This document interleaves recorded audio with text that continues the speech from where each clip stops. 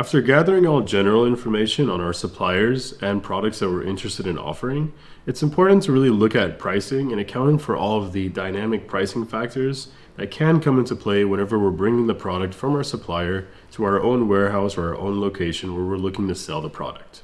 You need to understand all of those pricing dynamics in the supply chain and really consider all unit price factors.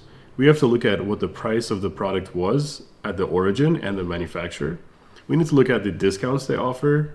We have to look at the tax rates, packaging and handling, freight and shipping, warehousing, and other logistics that we're about to look through together through an example.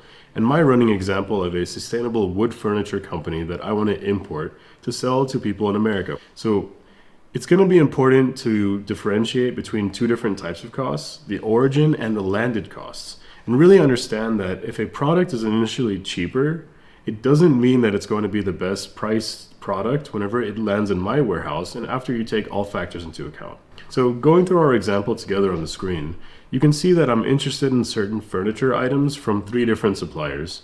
I listed all the items, I put a description of all the items, and they're pretty similar products that are being offered from 3 different suppliers that I'm going to be comparing. And we always suggest at least compare 3 suppliers. I've assigned each of my suppliers their IDs, as we previously mentioned. And in this case, my first supplier is from Spain, my second supplier is from Germany, and my third supplier is from America. So there will be different aspects in terms of taxes, shipping, warehousing, a lot of things that we're going to be looking at together. Let's look at what we should be taking into account. The first factor is going to be just the subtotal of what the product prices are with the wholesale discount that they're offering at factory. Then we do have to look at the tax rates, and assuming that they do have to charge taxes. Then we do have to look at packaging and handling. The supplier will be needing to package your products and load it and handle it and put it on, for example, a sea freight container to get the product to myself. We will be looking at the local shipping at the origin as well as the freight at the origin, which means getting the product from the supplier's facilities to the seaport, for example, assuming that I'm going from the seaport of the supplier to my local seaport. Then we will be looking at the local freight forwarding, which would be what are the costs associated with getting that product out of my local port, getting it brought over to my warehouse, and getting it unloaded at my warehouse? And what are those local duties, taxes, and even port fees that I'll be paying locally for that product and for that container that I imported?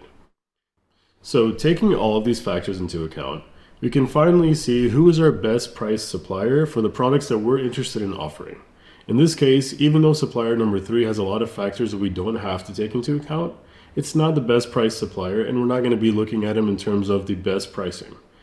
We do choose supplier number 2, but that is not the only factor to take into account in choosing your final supplier.